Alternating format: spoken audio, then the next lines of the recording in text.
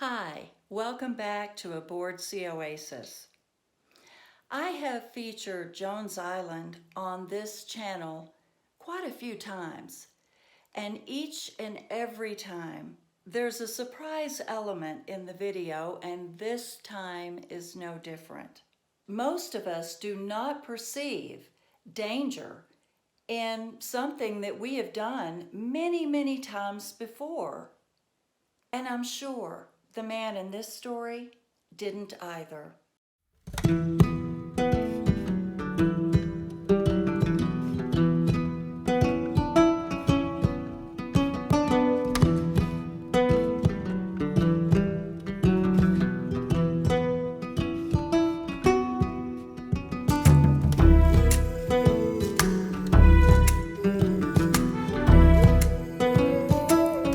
I have to admit that Jones Island is my favorite island in the San Juan Islands.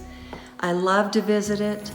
It's always beautiful with stellar views and wildflowers and fruit trees.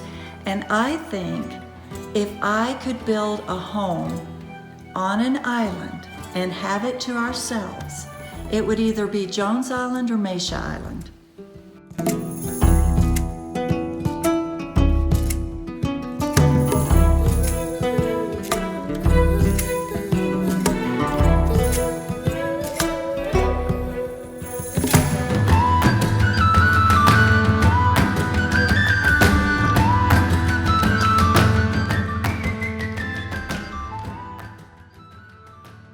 If any of you have mobility issues and would like to come to Jones Island, you have a way to get to the bathrooms. And there's also level trails that a motorized scooter or wheelchair could go down. And they also have an ADA approved trail that you can use. It's very disability friendly. The ocean on the other side again. This is a pretty narrow part of the island.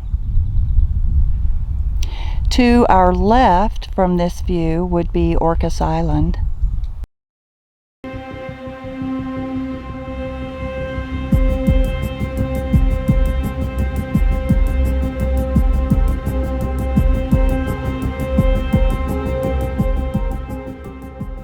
William Hickman, from a suburb of Des Moines, Washington area, retired in 2003 after a 38-year career. He was married and a loving father of 2 adult children, and at 60 years old, he was also a regular jogger in good health and an avid and accomplished boater.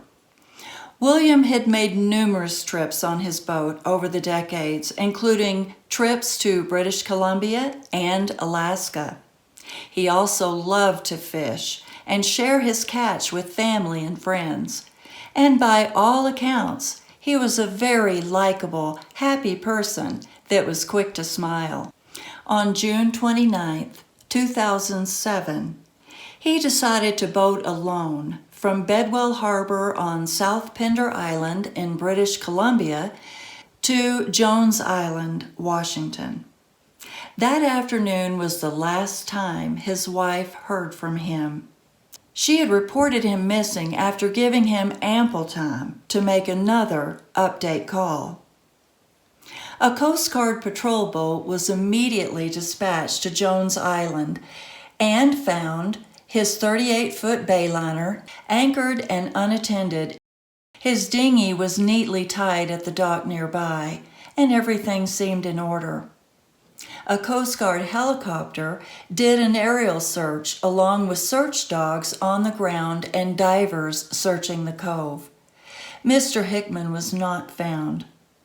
The sheriff reported they presumed he had drowned.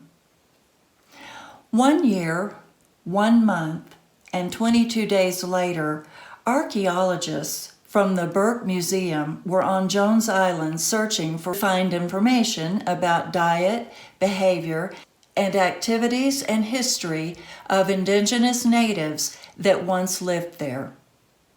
During this search, Mr. Hickman's remains were found in a very dense area of the forest. The county medical examiner used dental records which confirmed it was the remains of Mr. Hickman. His skeletal remains were still clad in a t-shirt, athletic pants, and tennis shoes. It's believed that he must have lost his footing while hiking and slid on his back down the hill and became wedged under a fallen tree and couldn't free himself. There was no evidence of foul play. Mr. Hickman's freak accident is a valuable lesson for all of us. One of the top golden rules of boater safety is to never boat alone. And it's also wise to have a friend with you anytime that you're going on any type of adventure, even hiking, even on almost flat land. If you get in trouble when you're by yourself, you're totally dependent on your own resources to save yourself. If you're with others, you've got their companionship and resources to help you. Even if they can't rescue you, they can assist you and go for help.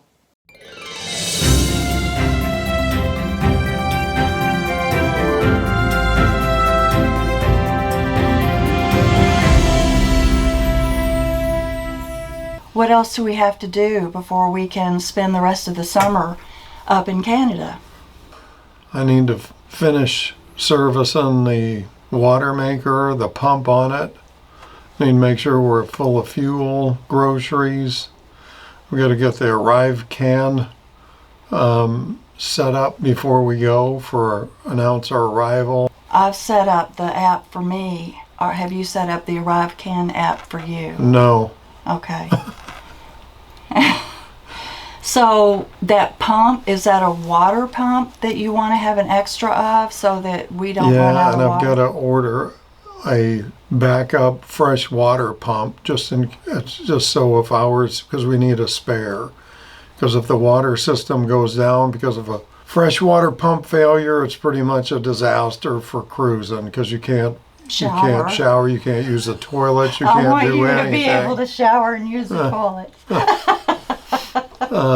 So we got to get the custom stuff done. We've got to look at if we're going to Vancouver, where it is we can anchor or get on a dock, more than likely anchor and just plan out the trip. Make sure we got the right tide charts for like Malibu Rapids and anywhere else that we're going. And we're planning on just staying on the inside of Vancouver Island, not out in the open water. Right. Okay. We're not going on the west side of Vancouver Island at all. Okay. All right. So we should have fun. We've done some of that. We haven't ever gone as far north as we're going, right? Well, no. I think we go to Desolation Sound, maybe over to Campbell River and up that direction. We'll just see how it goes then. I don't know that we'll go that much further north of where we've been. For one thing, diesel's crazy expensive this summer, and we'll just see kind of how it goes. Okay, so we've got a lot of new territory to show that has never been seen on our channel before, and we'll have lots of fun. Yeah, it should be a lot of fun.